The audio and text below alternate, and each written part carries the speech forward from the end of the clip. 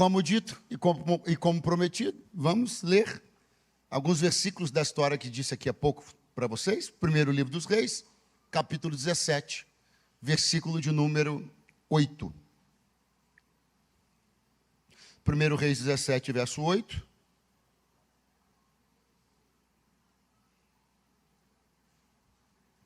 Meu amigo Bispo Júlio, pastora Érica, que alegria servi-los, que bom estar com vocês. Obrigado mais uma vez por esse espaço aberto que tanto enche meu coração de alegria.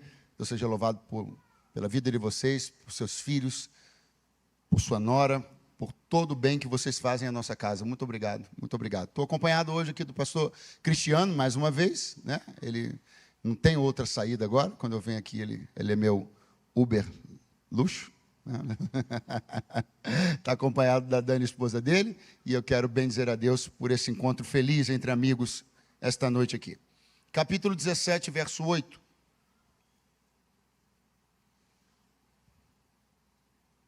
Está escrito: então veio a ele a palavra do Senhor dizendo: levanta-te e vai a Sarepta, que é de Sidom, e habita ali.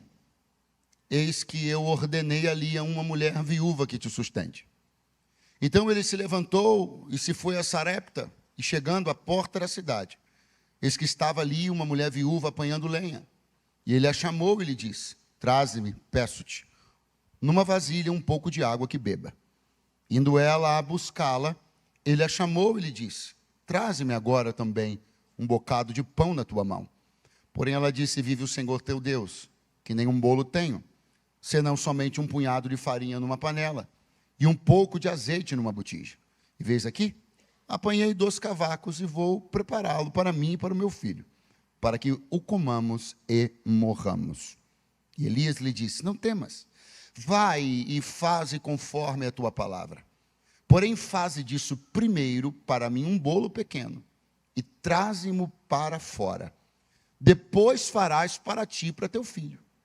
Porque assim diz o Senhor Deus de Israel: a farinha da panela não se acabará, e o azeite da botija não faltará, até o dia em que o Senhor dê chuva sobre a terra. E foi ela e fez conforme a palavra de Elias. E assim comeu ela, e ele, e a sua casa, por muitos dias. Quantos podem dizer amém? Quantos podem dizer graças a Deus? O profeta Elias liberou uma palavra que não choveria em Israel, senão quando ele liberasse uma nova palavra. E quando ele fez isso, obviamente desencadearam-se alguns eventos e efeitos bastante complicados, porque quando a palavra começou a se cumprir, quem é que vai ficar simpático a um profeta que lança uma palavra dessa? E o Senhor olhou para ele e disse: Elias, agora você vai se esconder. Vou te dar um endereço. Esconde lá no Ribeiro de Querite. Ele foi para lá, ficou lá escondido. Aí a Bíblia diz que a rotina dele era mais ou menos assim. Ele tomava a água do ribeiro e um corvo trazia para ele pão e carne. É isso mesmo que você ouviu. Um corvo trazia para o profeta pão e carne todo dia. Aí houve um dia que a água do ribeiro secou, porque não estava chovendo. Quando a água do ribeiro secou, a palavra do Senhor veio a ele e falou assim: Elias, levanta. Agora você vai a uma cidade chamada Sarepta. Ela é de Sidom, essa cidade. Você vai lá, e quando você chegar lá, você vai encontrar uma viúva que já tem uma palavra para sustentar você. E Elias foi. E quando ele chegou lá, sucederam-se todas essas coisas que nós lemos juntos aqui. A primeira questão que tanto me impacta nesse texto, nessa história, é que Deus foi muito claro e muito específico quando ele disse para Elias onde Elias deveria ir. O Senhor poderia ter parado em Sarepta. O Senhor poderia ter dito: vai a Sarepta. Bastava. Porque nós não estamos falando de um lugar que está muito longe. Um mundo que era, eu nem sei dizer quantas vezes menor do que é hoje, para você conhecer uma cidade na região, não é nada complicado. Deus poderia ter parado nesse ponto. Deus poderia ter dito: vai a Sarepta. Por exemplo, para as cidades vizinhas a Suzano, teria alguma necessidade que alguém dissesse, vai a Suzano, que pertence ao estado de São Paulo. Parece ter alguma necessidade, sim ou não? Sim ou não? Quem ainda está aí, diga amém? Sim ou não? Senão, por uma razão. Porque Deus está fazendo questão de ressaltar em que lugar está Sarepta. Sarepta pertence a Sidom, Sarepta que é de Sidom. O Senhor está dando um detalhe para Elias que é muito importante para ele, mas não é só para ele, é importante para mim também, para você também. Para entendermos uma coisa sobre Deus, para entendermos uma coisa sobre a vida. Porque a essas alturas Elias tinha uma arqui-inimiga. Alguém pode me dizer o nome dela? Qual é o nome dela? Qual é o nome da arqui-inimiga de Elias? Jezabel. Não por nenhuma especulação, mas pela inscrição clara do texto bíblico, a Bíblia diz para nós que Jezabel era sidônia. Ou seja, Jezabel era de Sidom. Então perceba que Jezabel veio do mesmo país que o Senhor está mandando Elias ir. Na verdade, Jezabel e a viúva de Sarepta são do mesmo país. E o Senhor está dizendo para Elias, sabe de onde veio sua arqui-inimiga? Sabe a terra ou de onde saiu a pessoa que mais vai te dar trabalho? Então, nesse mesmo lugar, eu levantei uma auxiliadora para você. O que eu quero que você entenda na noite desse dia é que Deus tem os seus em todos os lugares. Eu queria que você acordasse alguém do seu lado e diga, Deus tem gente dele em todos os lugares. E eu vim dar uma notícia, você vai ficar surpreso quando você souber que de lugares onde saíram arqui-inimigos, Deus levantará grandes ajudadores. De lugares onde saíram perseguidores, Deus erguerá auxiliadores, porque Deus tem gente dele em todo canto deste mundo, e quem acredita nisso, diga amém, por favor. Isso é importante. Elias vai a Sarepta, que é de Sidom, no mesmo lugar de onde veio uma mulher terrível. Vou levantar uma mulher piedosa, porque eu tenho gente boa em todo lugar. E aí o profeta se levantou e foi. E de repente o profeta vai encontrar-se com a viúva de Sarepta. Abre só um pouquinho o monitor aqui para mim do púlpito, por favor. O profeta vai encontrar-se com a viúva de Sarepta. Mas a Bíblia, que eu amo porque ela não apresenta detalhes por razões quaisquer, mas sempre por razões muito objetivas. A Bíblia vai falar exatamente onde se deu esse encontro. A Bíblia diz que eles se encontraram à porta da cidade. Quando Elias chegou à porta da cidade, a viúva de Sarepta, a viúva que iria sustentá-lo, estava apanhando lenha. Aonde? Na porta da cidade. É interessante pensar como esse lugar parecia de fato estar biblicamente relacionado a encontros entre viúvas e mudanças de história. Porque a viúva de Naim encontrou-se com Jesus também na porta da cidade de Naim. Mas o mais interessante e importante é você entender que isso não é um encontro entre pessoas. Não, isso foi um encontro entre portas. Porque se eu e você pararmos para pensar, quem foi Elias para a viúva de Sarepta, senão uma porta para ela? E quem foi a viúva de Sarepta para Elias, senão uma porta para ele? E aonde os dois que foram portas se encontraram? Numa porta, porque portas sempre vão se atrair. Então me escute, queira ser porta de Deus para alguém, e Deus abrirá uma porta para você. Portas sempre se atraem. Aponta o dedo para umas 5 pessoas, diga para ele, portas se atraem. Se você quer ser embaraço, não será atraído por uma porta. Se você for impedimento, não será atraído a uma porta. Mas portas atraem portas e se encontram em portas. Há um encontro entre 3 portas aqui neste capítulo.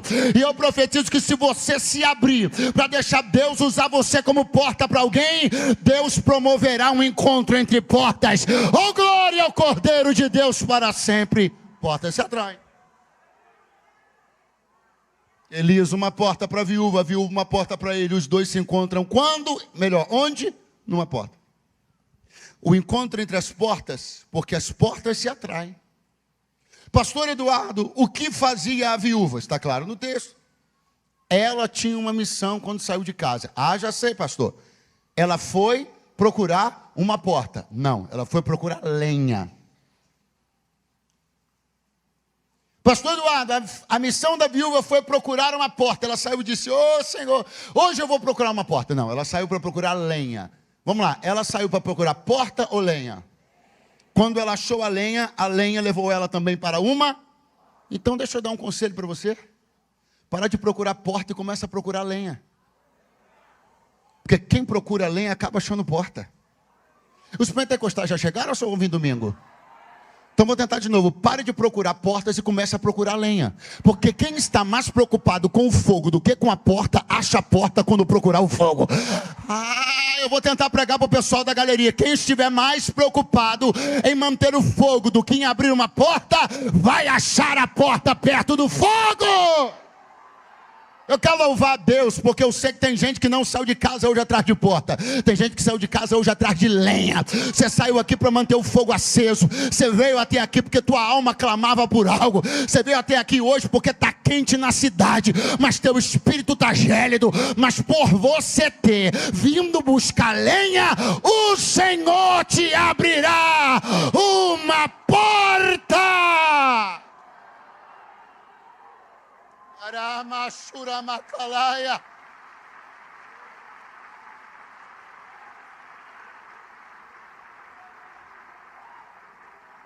Aí quando ele bateu o olho nela, ele a chamou. Eu não sei do que ele a chamou. Não sei se Deus revelou para ele o nome dela. Não sei se ele disse, minha senhora. Eu sei que antes de qualquer coisa, a Bíblia diz assim, que ele a chamou. Quando ele a chama, a Bíblia diz que ele então dirige-se a ela com essas palavras. Traze-me, peço-te, numa vasilha, um pouco de água. Tem um pedido aí, gente. Tem ou não tem? Pastor, eu fico super feliz quando me pedem algo. Ótimo. Pastor, eu não gosto que me peçam nada. Preocupante essa situação, mas tudo bem. A única coisa que eu quero que você entenda é que eu não sei como você foi abordado, como você tem sido abordado. Talvez você tenha se traumatizado com os pedidos feitos a você, pela forma com a qual eles foram feitos. Talvez você percebeu pouca gentileza, pouco amor, pouco carinho. Talvez você percebeu frieza nas últimas solicitações que as pessoas fizeram a você. E talvez exatamente por isso você entra num ambiente como esse, e seja no momento de oferta, seja em qualquer outro momento dos muitos, já estou te avisando, dos muitos, onde um crente é requerido acerca de alguma coisa, porque isso faz parte da dinâmica do Evangelho, Deus nos pedir alguma coisa, nosso pastor nos pedir alguma coisa, a igreja que somos membros nos pedir alguma coisa, isso é parte da dinâmica do Evangelho. E talvez alguém ainda esteja tendo dificuldades de lidar com isso até hoje, justamente em função dessa sombra que você ainda não conseguiu se desvencilhar, da forma como as pessoas pediram e o que pediram a você até hoje. Mas eu quero te mostrar que houve um pedido, é inegável. Houve um requerimento, é inegável. Houve uma solicitação, é inegável. Já vou te adiantar, não foi das coisas mais fáceis de se fazer, não foi uma tarefa das mais fáceis de se cumprir. Mas o que eu quero te mostrar é que antes do pedido teve outra coisa. Pergunte qual? O chamado. Porque Elias não pediu nada antes de chamá-la. Ele não chegou e disse, dá-me, peço-te. Ele chegou e chamou-a. Depois do chamado vem o pedido, e nunca o pedido antes do chamado. O que você tem que entender sobre Deus é que Ele não pede nada a quem primeiro Ele não tenha. Eu não sei quais experiências você teve. Eu não sei quais sombras ainda estão te perturbando e prejudicando a sua relação com o pedido de Deus, o pedido da igreja, o pedido do líder. Mas eu tenho uma palavra de Deus para te dizer. Nunca Deus pedirá coisa alguma a alguém que ele não primeiramente tenha chamado. O chamado precede o pedido, e só é pedido a alguém que primeiramente foi chamado. Primeiro é sua atenção, primeiro é você cativado, primeiro é você olhando para ele, primeiro é sua atenção despertada, primeiro é você se apresentando diante de Deus, primeiro é você se apresentando diante da obra, depois vem os pedidos. Eu quero que você desmistifique isso. A tua mente não vai ser alvo das ciladas e das mentiras do inimigo. Essa não é uma casa onde abundam os pedidos. Esta casa abunda o chamado, e depois e só depois vem os pedidos. Pastor, me pediram algo, parabéns. Se te pediram, é porque primeiro tu foste chamado. Canto e cerebro é fácil. Chamou. E depois de chamar, ele vai olhar para ela e vai dizer: traze-me, peço-te.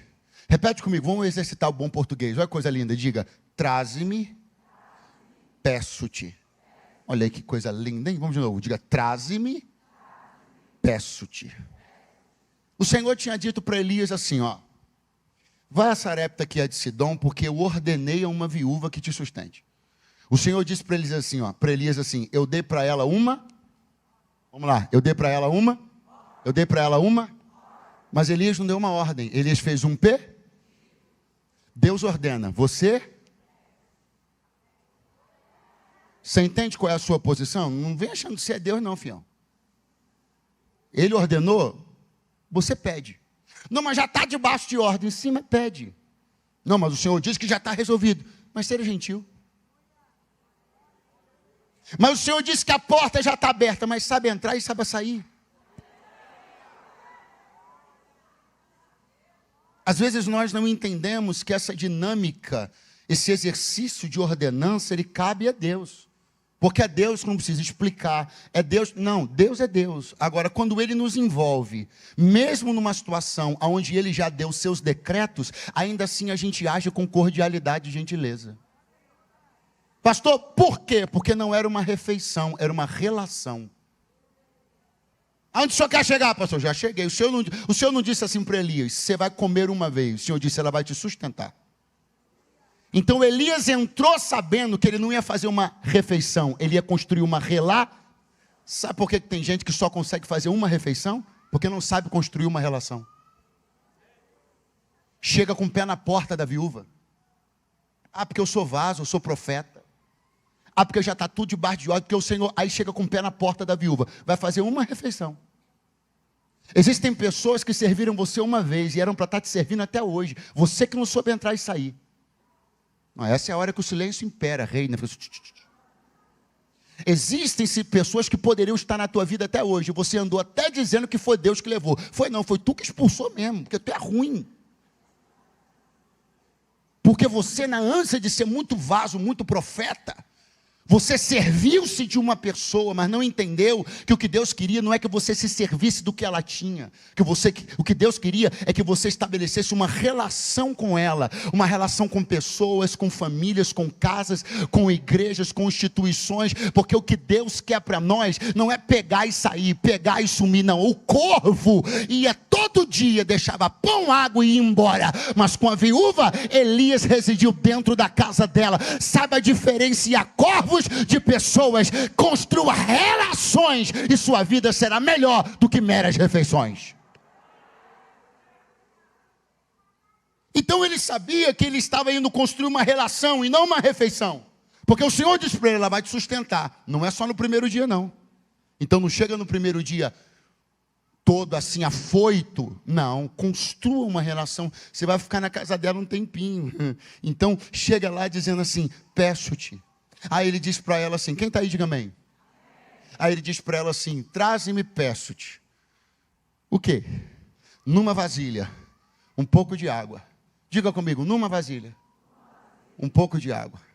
Daqui a pouquinho Elias vai dizer assim, traga também um pouco de pão na tua mão. Eu acho fantástico perceber que Elias foi específico. Ele disse assim, o pão na mão e a água na vasilha. Vamos de novo, o pão na e a água na... Mas já que eu vou usar a mão, não posso trazer água na mão também? Não, porque nem tudo você carrega na mão. Às vezes a gente está perdendo algumas coisas entre os dedos, porque não era para tentar segurar com a mão. Água não se transporta com a mão. Água se põe numa vasilha. Pastor, ficou legal, ficou assim meio filosófico, mas aonde eu entro nisso? Agora, tem coisa que você perdeu, porque quis exercer um tipo de domínio que não devia. Existem coisas que escorregaram entre os teus dedos, porque nunca era para você ter carregado na mão, era para você ter usado o auxílio da vasilha. Quantas vezes recursos importantes e preciosos escapam entre os dedos por uma só razão? Pergunte qual? Porque a gente não deveria ter tentado controlá-los com a nossa mão. A gente deveria ter perguntado para Deus aonde estão as vasilhas.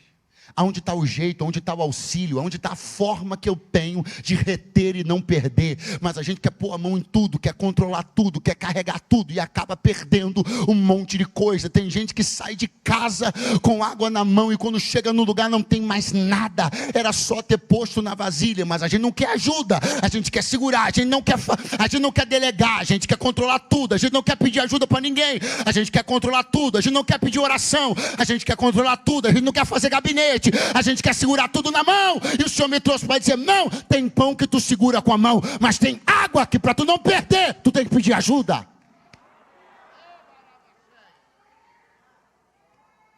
Eu quero profetizar que você nunca mais vai ver coisas importantes escorregando entre os seus dedos.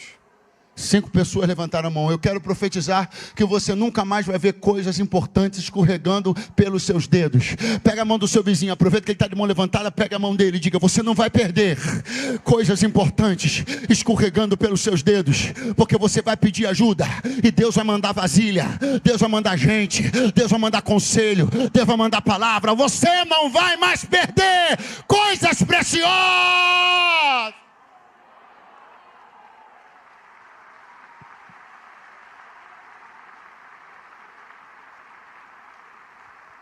Pastor Eduardo, eu não recebo essa palavra. Por que não? Porque o senhor está me colocando na posição de incompetente. Não estou. Tanto não estou que o pão você carrega com a mão. Olha o que o Senhor está dizendo. Tem coisas que você pode carregar com a mão. Que você tem força, habilidade, condição. Não é um desprezo da sua habilidade. Não é desmerecer você. É só você entender que cada coisa é uma coisa. Água, pede ajuda para carregar. Pão, segura na mão. Vai ter coisas que você vai sentir-se seguro para transportar. Outras, se você sentir que vai perder, não espera começar a escorregar, não. Pede logo ajuda. Quem está aí, diga alguma coisa, por favor. Você vai me trazer, numa vasilha, um pouco de água que eu beba. Aí ela disse assim, tá bom. Aí o texto diz desse jeito, ó, se você for embora, volte agora. Indo ela, verbo no gerúndio, né?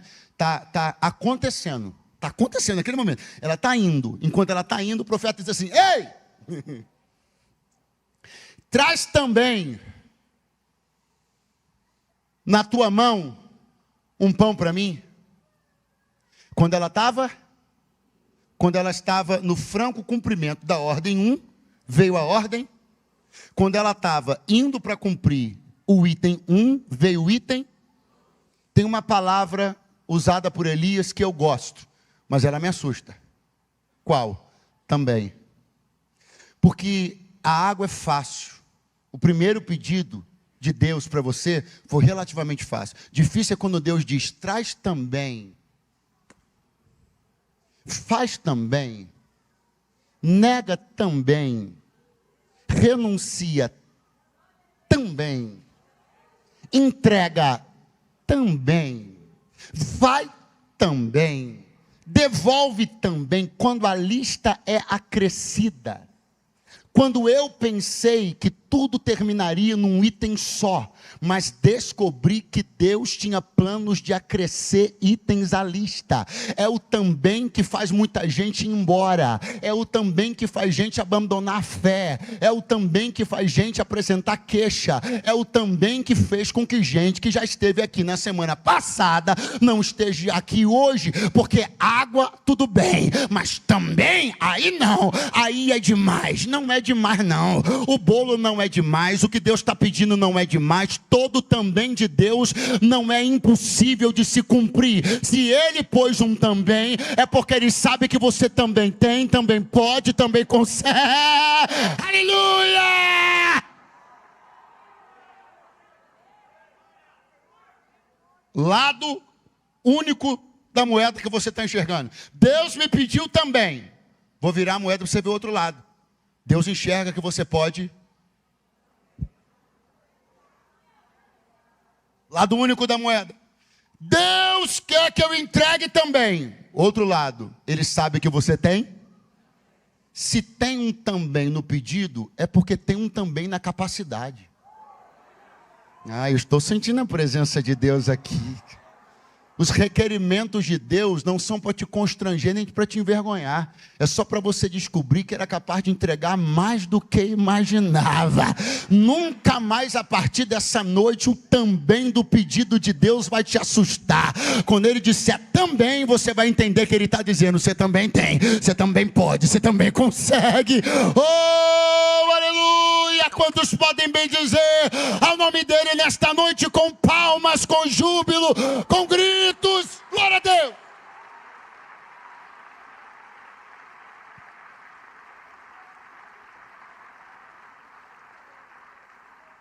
Ela olhou, falou assim: ó, vive o Senhor teu Deus, que eu estou vendo que você é crente, né?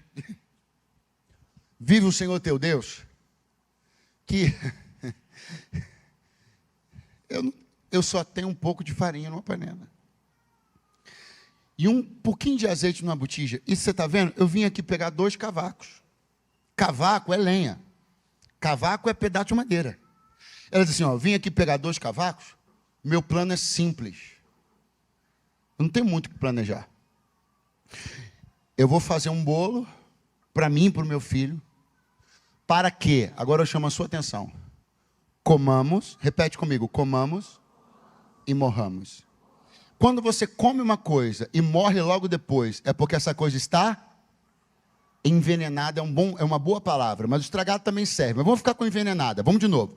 Quando você come uma coisa e logo após morre, é porque essa coisa está. Vamos de novo. Se você come uma coisa e logo após morre, é porque essa coisa está. Uma pergunta: a farinha ou o azeite estavam envenenados? Estavam envenenados? Então por que ela presume que vai morrer logo após comer, se a comida não está envenenada? Mas tem um veneno aí. Tem um veneno. Só existirá morte porque existe um veneno. Mas o veneno não está na comida. O veneno está em outro lugar. O grande problema que traz a morte para perto na perspectiva da viúva de Sarepta não é o que ela ia comer, é porque ela não tem depois. Como ela enxerga aquele bolo como a última refeição, logo, depois disso só pode virar a... Então, qual é o grande veneno da vida da mulher, da viúva de Sarepta? Está na comida? Não. Está no fato de não haver depois. Você precisa de um depois para viver. Sabe que algumas pessoas estão morrendo porque elas não têm depois. Elas não sabem o que vai acontecer depois da refeição. Esse culto está bom, sim ou não? Sim ou não? Agora olha para o seu vizinho e diga: você tem que ter um depois. Você tem que ter um lugar para ir quando sair daqui. Você tem que ter um altar para erigir, para levantar quando você sair daqui. Por melhor que a refeição seja, ela pode ser insuficiente se for a última. Por melhor que um culto seja, pelo amor de Deus, sempre tenha um depois. Quando você sentir-se vazio e não souber a próxima página, o próximo passo, o próximo degrau, o próximo dia, corra e comece a buscar de Deus esperança quanto ao teu futuro. Gente está morrendo agora, não é porque comeu comida envenenada, é porque não tinha nada depois disso. Tem que ter um depois. Depois desse sonho tem que ter outro. Depois de você subir esse degrau, tem que ter mais um. A vereda do justo é como a luz da aurora, que vai brilhando, e depois brilhando, e depois brilhando. Tem que ter um depois. O que alimenta a chama é um depois. O que te faz acordar de manhã é um depois. O que bota um sorriso no teu rosto é um depois. Eu vim de Deus profetizar uma palavra. Essa refeição tá boa, mas espera, porque vem mais depois. Glória a Deus.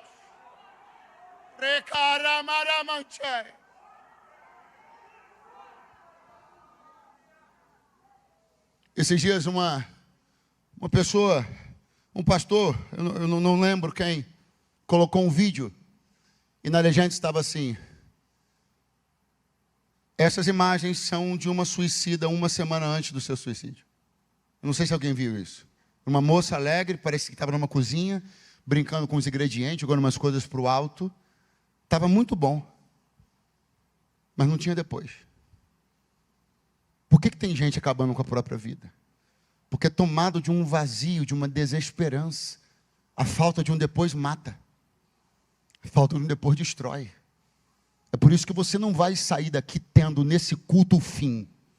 Quando esse culto terminar, você vai olhar para si mesmo e dizer assim: agora que vem o depois. Que vem a próxima visita de Deus, que vem a próxima palavra, que vem o próximo louvor, que vem o próximo gozo, que vem o próximo regozijo. Quantos estão prontos para o que vai vir depois dessa reunião? Digam graças a Deus! Vive o Senhor teu Deus, que o meu plano é esse. Essa é a minha ideia, é isso que vai acontecer. E de repente, ela vai dizer assim: veja, até então preste atenção, não demoro muito. Até então preste atenção, a conversa estava entre Elias e a viúva, entre Elias e a... Quando o Senhor falou com ele, ele disse: eu vou dar ordem a uma, mais alguém é citado por Deus. Deus falou alguma coisa sobre a família dela. Deus falou se ela tinha filho. Deus falou alguma coisa sobre isso. Ali naquele momento, quem é que estava? Elias e a... Tinha mais alguém? Mas de repente ela trouxe alguém para a conversa. Ela olhou para Elias e disse: vive o Senhor teu Deus, que nenhum bolo tenho. Eu tenho isso aí. Vou fazer uma comida para mim e para o meu. Para mim e para o meu. Esse menino estava na conversa. Ele estava na palavra de Deus. Ele estava na cena.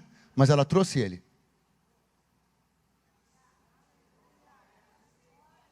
Pastor, onde o senhor quer chegar? Aqui, olha para mim. Por que ela trouxe ele? Ela trouxe ele como uma justificativa para não atender o que Deus estava pedindo. Você não prestou atenção? Ela disse assim: o que eu tenho aqui é para comer eu e o meu. O que ela está dizendo para Elias? Se eu der para o senhor, vai faltar para o meu? Então, em suma é o seguinte: eu não posso fazer o que Deus está me pedindo, senão eu vou prejudicar a minha. Você trouxe a tua família para a conversa com uma justificativa para não cumprir o que Deus te mandou. Só que o que Deus mandou eu te dizer é que você não está conseguindo cuidar dela sozinho. Tanto é que a tua expectativa é logo depois dessa refeição morrerem vocês dois. Então você pensou que ia me sensibilizar a não querer mais te pedir o que eu estava te pedindo, falando do seu casamento ruim, do seu filho rebelde. Só que você não sabia que eu não entrei na sua casa para dividir sua casa. Eu não entrei na sua família para te pedir uma coisa para alguém na sua família morrer de fome. Aí eu vou ler para você um versículo. Se você não der um glória agora, você não vai dar nunca mais na tua vida. Da panela a farinha não acabou e da botija o azeite não faltou, conforme a palavra do Senhor que falara pelo ministério de Elias.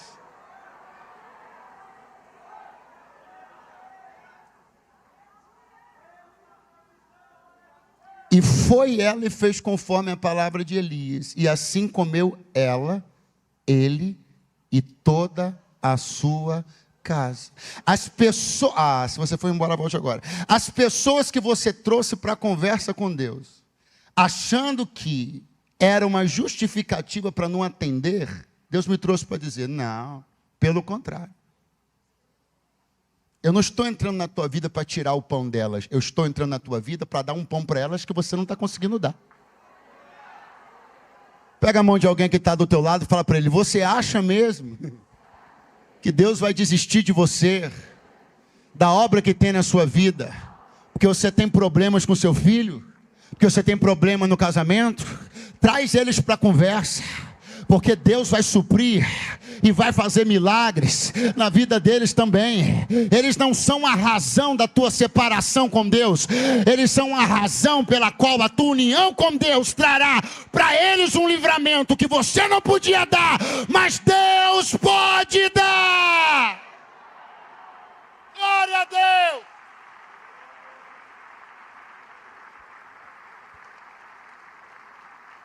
Senhor, eu não posso te servir. Por que tu não podes me servir? Porque meu casamento vai mal. Aí o Senhor me trouxe para te perguntar: você acha Que você vai me servir para perder seu casamento? Não. Você vai me servir. Aí o teu casamento, que você ia fazer uma refeição e ia morrer, porque você não estava dando mais conta dele, se você me servir, eu salvo você, salvo o teu casamento. Ninguém ganha de Deus. E para Deus, ninguém nunca vai perder nada que possa ser maior do que aquilo que Ele pode dar. Quem diz um glória a Deus retumbante na noite desse dia? Você vai fazer o seguinte, viúva. Você vai fazer conforme a tua palavra. Você vai seguir o plano que você acabou de narrar para mim. Pegar os cavacos, a lenha, os 2 tró de lenha. Fazer o bolo com aquele pouquinho de farinha. Com aquele azeite lá. É isso aí. Não tem milagre por enquanto, não. Você vai fazer desse jeito aí. A única coisa que vai mudar é que, em vez de você e teu filho racharem esse bolo, você vai trazer primeiro para mim. Presta atenção, se você for embora, volta agora. Qual é a palavra que Elias acabou de usar? Primeiro para mim. Qual é a palavra? Qual é a palavra? Elias ali naquele momento é um agente. Pergunte de quem?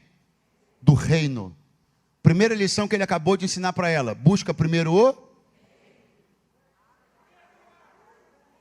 Então você vai trazer primeiro. Vai trazer? Eu vou te fazer uma pergunta. Existe lógica de eu chamar uma coisa de primeiro, se não houver segundo? Existe lógica? Existe lógica? Se só existe isso aqui, nada mais além, nada depois, eu chamo isso de primeiro? Só é primeiro se tiver um, terceiro, quarto, quinto. Quando ela abriu a boca, ela disse assim, é o único. Quando Elias abriu a boca, Elias disse, é o primeiro. E quando muda? Muda assim, na sua mão é o único. Se vier para a minha, é o primeiro de outros. Alguém pode levantar as mãos? Na sua mão é o único, na sua mão não tem depois, na sua mão não vem segundo, na sua mão está declarado o fim, é por aí, acaba por aí, mas o Senhor me trouxe para dizer, é na transição que tudo muda. Se tu tiveres coragem de me entregar, aquilo que era único para você, eu vou transformar no primeiro, é sinal que vai ter segundo, terceiro, quarto, quinto, sexto, sétimo, oitavo, nono, e a bênção será abundante. Se tem alguém com fé suficiente para pegar essa palavra, então aí vem uma palavra de Deus. Aquilo que você enxerga como único e último se transformará no primeiro de muitos, porque o Senhor fará isso. Ele fará. Quem vai fazer é Ele. Sai da tua mão, e saindo da tua mão vai se transformar de único para primeiro. Agora as instruções finais. Vai lá e faz. Trazimo. Isso aí não tem na NVI não, só na revista e corrigida. Trazimo. Eu adoro esse negócio. Para fora. Traz a mim aqui do lado de fora onde eu estou. Eu começo a encerrar, presta muita atenção. Elias poderia, sim ou não, ir caminhando com ela até dentro da sua casa, onde o bolo seria feito, Elias comeria e ficaria tudo resolvido, sim ou não? Sim ou não? Mas o profeta não entrou. O profeta não? Antes do bolo? É isso aí, vamos de novo. O profeta não? Antes do bolo? A gente está querendo muito que entre na nossa casa algumas coisas. Mas nossa capacidade de fazer sair dela algumas está muito pequena.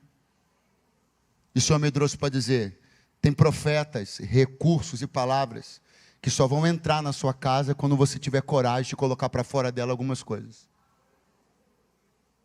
Tem entradas que Deus não vai autorizar para debaixo do seu teto antes de que você comande algumas saídas.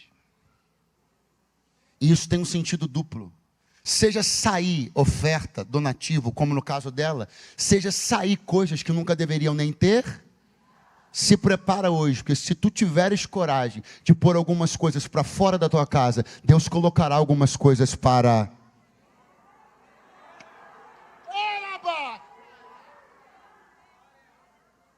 Você vai pegar, vai amassar azeite, farinha, vai assar, porque a bolo é assado, senão eu não tinha ido pegar lenha. Não é só amassar, ela vai assar. Então presta atenção, você vai pegar farinha, vai pegar azeite, vai amassar, vai acender o fogo, vai assar. Depois vai trazer do lado de fora para mim. Eu vou te explicar porque que essa é uma entrega muito poderosa. Porque ela teve muito tempo para desistir. Sabe uma das coisas que mais faz a entrega de Abraão ser poderosa? Ele andou do lado da oferta por 3 dias. Durante 3 dias, Abraão dormiu e acordou com Isaac do lado dele, sabendo que na hora que eles subissem o monte, ele ia matar o moleque lá em cima. Quanto mais tempo você tem para desistir e não desiste, mais tua entrega se torna respeitável no mundo espiritual. Pega a mão de alguém que está do teu lado, fala para ele, não é fast food. O que você vai entregar tem tempo de maturação, tem uma jornada. Você teve tempo de desistir, mas não desistiu. Você podia ter ido embora, mas não foi. Você podia ter feito o bolo, ter sentado você, teu filho, cortado e comido, mas não foi o que você fez. O inferno está desesperado nessa noite, porque você teve tempo para desistir, mas não desiste. Oh, alguém ainda está por aí?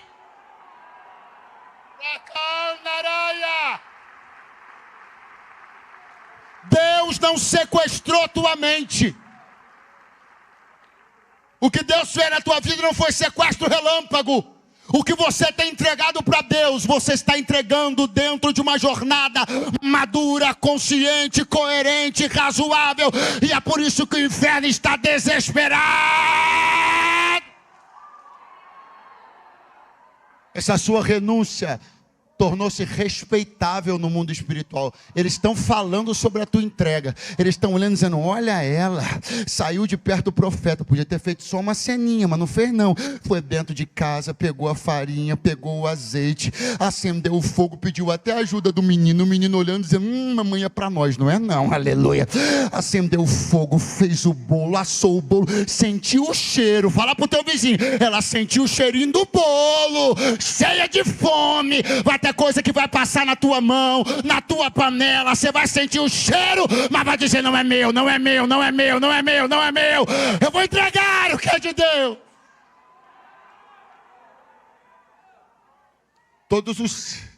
Ou quase todos os sentidos dela foram envolvidos naquela entrega. E ela teve tempo para desistir, mas não.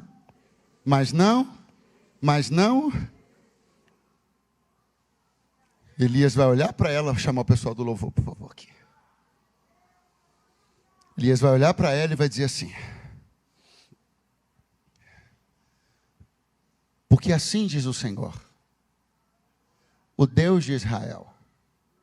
Presta muita atenção.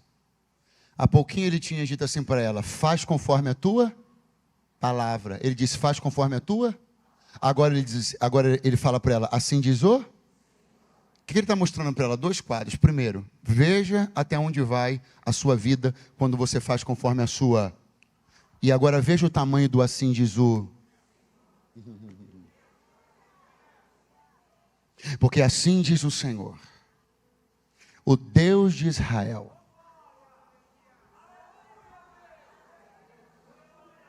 Da panela a farinha não vai acabar. Mureba Tarachai. Urimiana Chomana Calabaraba. Na botija o azeite não vai faltar. Agora grita comigo, até. Muito fraco, grita até. Grita no pé da orelha do teu irmão, até. Então tem prazo de validade. Até o que, pregador? Até o que, profeta? Até que chova novamente sobre a terra. Notícia 1. São 3, tá? Notícia 1. Deus está dispensando um milagre. 5 pessoas creram.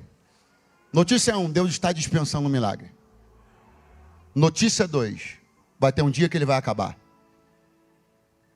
Notícia 3. É porque ele não será mais necessário.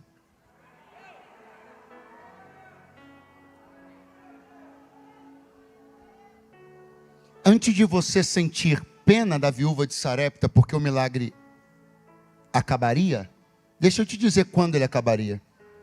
Quando ele não fosse mais necessário. Sabe até quando vai durar esse milagre? Só enquanto ele for necessário. Pastor, o senhor está dizendo que vai ter um tempo que eu não vou precisar mais de milagres? Não. Estou dizendo que vai ter um tempo onde desse milagre você não vai precisar mais. Você precisará de outros milagres, não mais desse. Quando Israel atravessou o Mar Vermelho, o Senhor disse para Israel: os inimigos que hoje vistes, Israel, nunca mais os vereis para sempre. Israel veria outros inimigos, sim ou não? Sim ou não? Mas aqueles, você entende?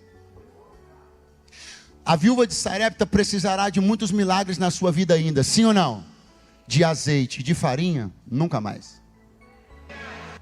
Porque depois que vou agradecer por esse milagre ter acabado, porque você vai ver as coisas voltando ao seu próprio lugar, a sua ordem natural, e eu terei feito um bem tão grande na tua vida, e choverá tão abundantemente, que desse milagre tu não precisarás mais. Ou alguém pode levantar as mãos, abrir a boca por alguns segundos, dar um pulo dessa cadeira agora, e dizer glória a Deus e aleluia.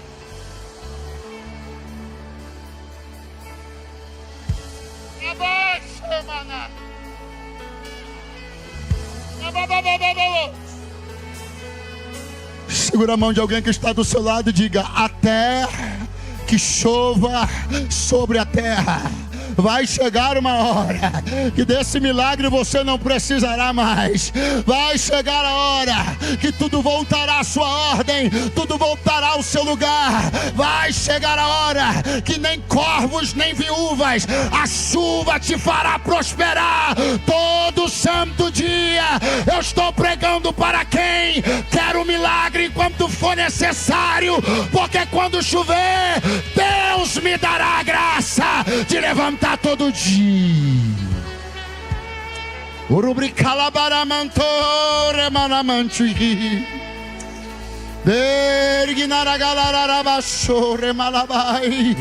Para um ciclo começar, outro tem que acabar. Não temas, deixa acabar o maná. É sinal que tu tá pisando na terra, demanda leite e mel. Uma coisa acaba para outra começar. De fé em fé, de glória em glória, de fé em fé, de glória em glória.